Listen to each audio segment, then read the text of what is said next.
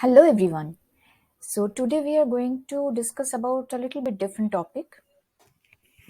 So today's topic is read to your child, and today we are going to discuss that what are the benefits of reading to your child. So here we go. Number 1, when you read to your child, it increases your child's ability to listen and to concentrate. Because when you are reading to your child is listening to what you are saying, and listening means he's concentrating. Now, the more the child is concentrating, the more his listening ability is also increasing. So it's like a vicious circle. Number 2, reading to your child means it is increasing the memory of your child, reducing the chance of dementia or forgetting things later on in life when they grow up. Because when you are reading some fictional storybooks. Here, when I say that read to your child, you can read books on their academic subjects also. But here, I specifically mean reading either storybooks or some comics to them. So when you are reading, you can read poetry also, poetry or poems for children. So as they are listening to you, they are trying to remember what uh, you are saying to them, and likewise their memory is getting sharpened. So this is an exercise actually of sharpening the memory, which reduces the chance of dementia or forgetting things, forgetfulness, when a child grows up. Number 3, reading to your child means you are sharing a quality time and also your attention out of your very busy schedule, which helps both of you to strengthen your bonds. So, the bonds between a parents and a child, or parents and children, or teachers and students, or between siblings, between friends also it can be. Especially if one friend is reading, then they have to at least be at that age when they can read by themselves. So here, since we the topic is read to your child, we are assuming that the child is quite small. It's a kid who cannot read so much by or on their own. Mm, so when you are reading, you are also sharing a emotional bond, and the child is enjoying this whole quality time of yours and your attention over a beautiful storytelling session. And uh, this also provides your child with a sense of increasing security, which is actually very good, because when your child will grow up in future, this sense of security that your child has or the adult had in their childhood helps them to live a balanced life with a balanced mindset in future. This is a very important point, I find, which reading to your child gives you and your child. Number 4, reading and listening also creates a bond between the child and the language very naturally. Now, this language can be any language, it can be English, it can be a regional language, it can be another foreign language, whatever you want your child to study. If you create a listening habit, if you know the subject, uh, then you read.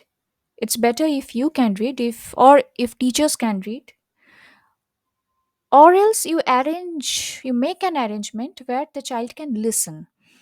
Maybe there can be an audio podcast or anything where the child can listen to children's story, which is created in that language only. So by that way, the child will develop a very good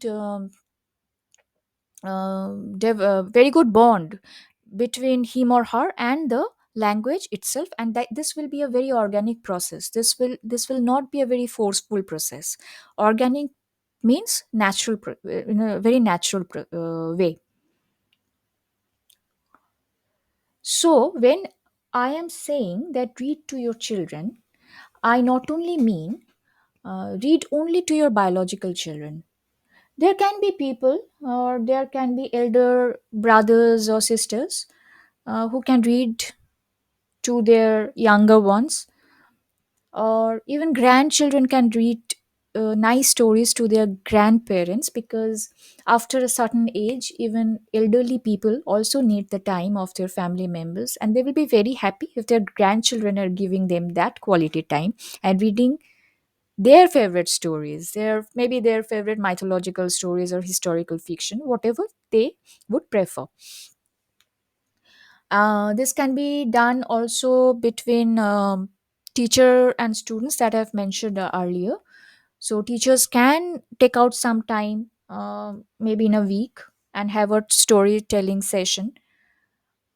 So that way, the students will have a good grip or develop a good grip over the language.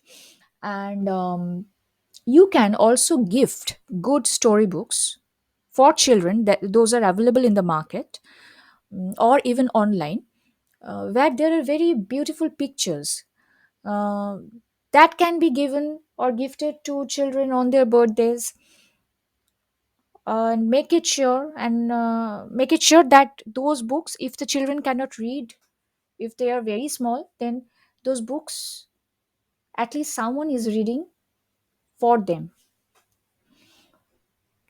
Okay, so let's come to the fifth point. Number 5, read good books to your child that will help the child to develop a right mindset and moral in life. So, when you are reading books to your children, especially who are very small children, uh, try to read books on parables, maybe fairy tales also, or there are books. There are many mythological books and historical books which are written for children, especially for children, in a very simple language, or with lots of pictures, and they also come in comic forms. So for those books are also there for adults. For example, the mythological stories. Yep, they are written for adults also in difficult languages. They also come in comics form with lots of pictures in them, and if not comics, then they come in very easy language that you can read to your child, so they will understand the meaning. They'll enjoy. They'll enjoy the pictures also, and that will these kind of good books will help them to build right mindset and moral in life. Number 6, fantasy books are also quite good actually to expand a child's power of imagination and developing the ability to distinguish between what is real and what is fantasy. Now, often enough, some people or some of us may think that if we uh, if we expose our children to a lot of fantasy books, we may push the children into an unrealistic world. But no, we are not pushing them into an unrealistic world, because let us take the example of great Disney movie makers who are making great fantasy movies. They're fantastic, and it is not possible without a vision in fantasy. But these people understand business as well, and they are very real people. They live in the real world, but it is their power to imagine that helps them to create such wonderful movies. So, if you are exposing, or if we are exposing our children to fantasy books like fairy tales, Arabian Nights, this kind of books, the children's edition, so it will enhance their power to imagine. There are very good pictures, wonderful sketches and paintings in those books. They can enjoy the paintings, they can try to draw that, and develop their drawing skills. And when they will grow up now, if they want to take any creative profession, uh, then that will help them in future. In a creative profession, the power to imagine is very important. Okay, so number 7, in this reading, when you are reading to your child is listening to you. The child somewhere inside him is actually sketching the scenes of the stories, the characters, giving them the look they want. And likewise, and how they are doing this by thinking. So their thinking ability is also increasing. So this is a this we call it's a development of cognitive behavior.